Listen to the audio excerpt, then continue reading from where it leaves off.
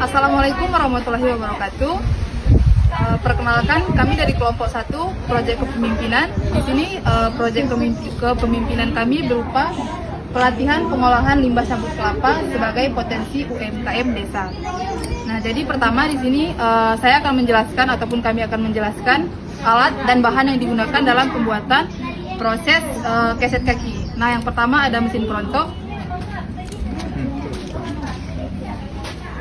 Nah, jadi ini alat yang digunakan untuk perontokan sabut kelapa ataupun kelapa yang masih utuh, kemudian dimasukkan ke sini dan menghasilkan sabut yang seperti ini. Jadi yang digunakan itu ini mesinnya.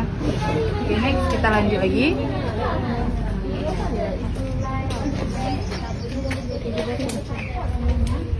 Nah, setelah keluar dari mesin perontok sabut, sabutnya berupa ataupun hasilnya itu seperti ini. Nah, next selanjutnya lagi, setelah proses itu ada yang namanya proses penggulungan yang menggunakan wet. Jadi ini namanya wet.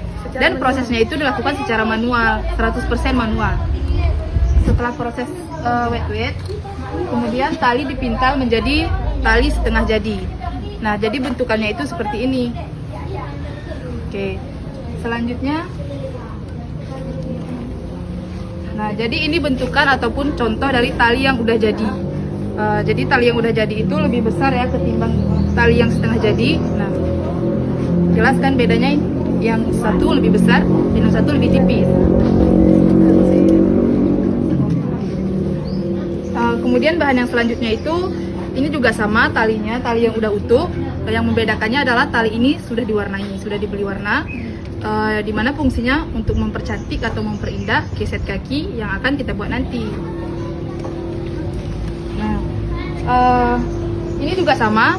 Ini merupakan tali utuh dari ataupun tali kepang dari proses pemintalan. Kemudian alat-alat yang digunakan dalam proses pembuatan ini, yang pertama itu ada, nah ini yang pertama. Jadi ini merupakan tempat ataupun cetakan yang digunakan dalam proses pembuatan keset kaki tipis. Nah, ini alatnya. Nah, yang ini adalah alat yang digunakan dalam proses pembuatan keset kaki tebal. Jadi beda ya. Kalau yang tebal itu kurang lebih panjangnya 1 meter.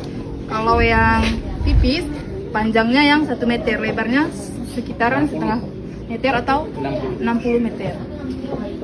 Kemudian alat yang kedua itu ada pisau. Jadi pisau ini fungsinya untuk memotong.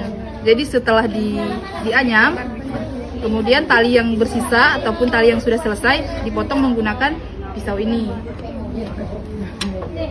Nah, di sini juga dalam proses pembuatannya menggunakan parang, di mana parang ini berfungsi untuk memadatkan. Setelah dianyam, kemudian anyaman tersebut dipadatkan menggunakan parang ini.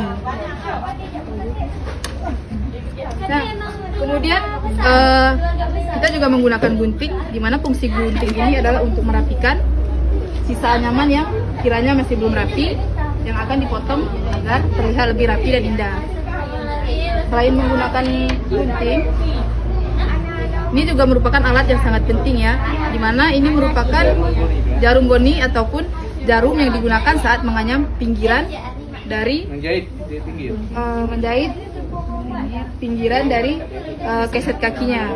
Nah, saat menganyam ataupun menjahit keset kakinya, benang yang digunakan itu berbeda. Nah, benang yang digunakan itu adalah benang goni. Nah, jadi bentukan benangnya seperti ini.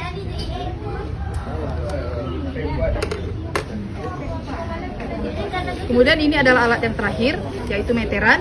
Meteran ini fungsinya untuk mengukur seberapa lebar keset kaki yang mau kita buat. Sekarang kita pindah lagi ke alat pemintal tali semi manual. Nah, jadi alat yang digunakan di sini betul-betul kreatif sekali ya, karena alat yang digunakan di sini adalah sepeda yang sudah dimodifikasi. Nah, seperti ini, coba putar Mas.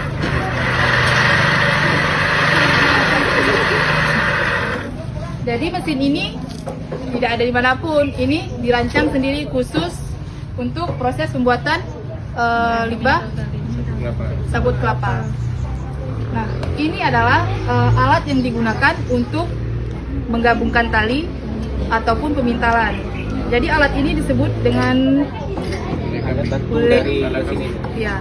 ulei kambing atau kepala kambing kalau disebutnya di sini.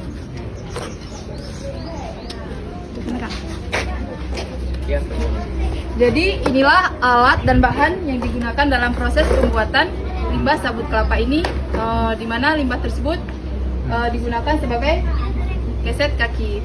Mungkin itu saja penjelasan dari saya. Selanjutnya saksikan next.